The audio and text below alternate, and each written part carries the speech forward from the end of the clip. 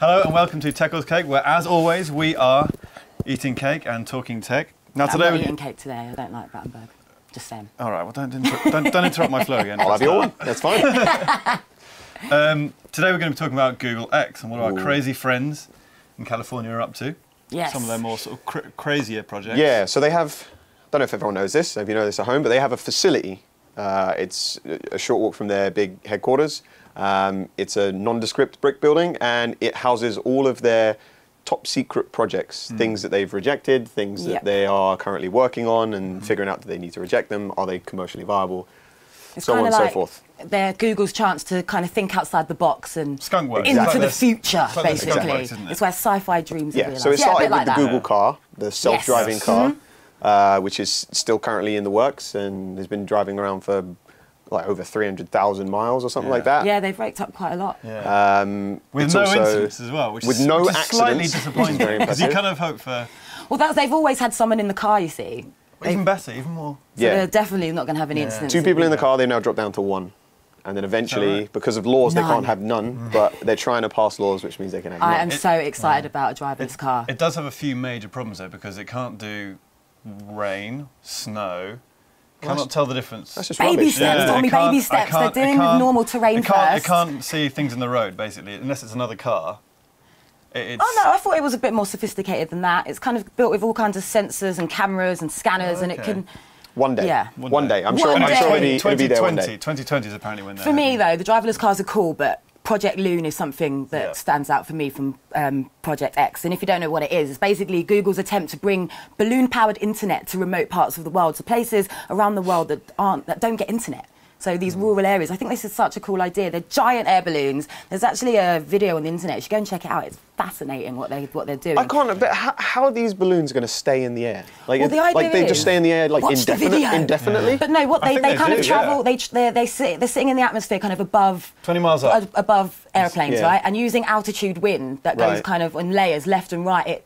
Using remote control technology, it kind of sits in one stream after a certain time and comes down and comes into the other stream. So it maintains its position. How long do they last up there? That was not a great scientific explanation of what the video explains. How long before they eventually come? What goes up must come down. Yeah. I'm not sure. I'm not sure what their lifespan is, but Google's got complete control over them, so they bring them down as and when they need to. Maybe we'll do a video on it one day. Yeah, that would be amazing. It's supposed to be really good for like disaster relief as well. I think is a huge thing for it. So you get places trashed by a typhoon. Yeah. They can quickly get in communication and stuff like that.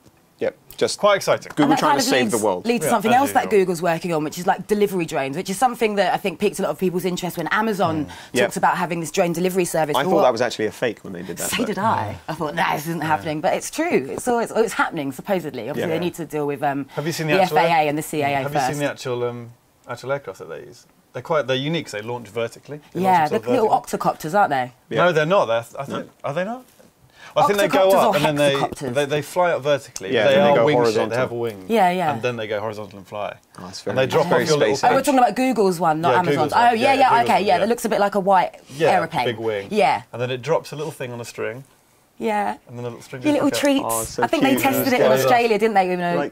Kind of a remote farm. They delivered some dog treats. Some dog food. Because that's practical. Yeah. Millions of dollars put into technology to deliver some dog treats. The idea is there's more serious implications. So, off the back of what you were saying a minute ago, Google wants to help out in disastrous times or, off the back of natural disasters. So these drones can get to places that humans can't. They can offer aid, they can offer food, they can offer cameras, you can maybe talk back through them. So the potential for this kind of technology is pretty, it's huge. And I know very quickly that they started trying to trial it with the 9/11 services. Oh, yeah? Getting defibrillators. Right. But they turned out to be a lot slower than they thought, unfortunately for some reason. Yeah, so now they've moved into dog food in Australia, which is probably about a good idea. So what about the things that Google's been working on that are maybe a bit too far-fetched and they're just never going to make it out of those four walls in Google's HQ? The infamous space lift. You love the space lift, don't you? I love the space lift. Yeah. I wish it was a real thing, but apparently it's been deemed dangerous, infeasible at the current time. The minute I read that, I thought, there's no way this is happening. In fact, I read this, I don't know how true this is, but this is apparently an in-joke. They've got some whiteboards, Google have got whiteboards in their offices with this supposed sketches of this lift, and people have just, off the back of their own imagination, decided that this is what's happening. And as time's gone on, Chinese whispers kind of thing. People have decided this is what Google's So just making. one guy just drew a space. I'm going to draw a doodle. Let's see what happens. Horrible hangover. Okay. I'm a bit disappointed over the fact that jetpacks and hoverboards have been vetoed by Google. So the hoverboards, right? So upset. The hoverboards were deemed not really commercially viable by Google, just not really required by society, which I think is a huge mistake. I know. Have you not seen Back to However, the Future? they have now been invented by another guy who's done a Kickstarter for them. He started the Kickstarter last year. Yeah. And they're coming out. I was discussing this with a friend of mine just before we came to Luke's basement.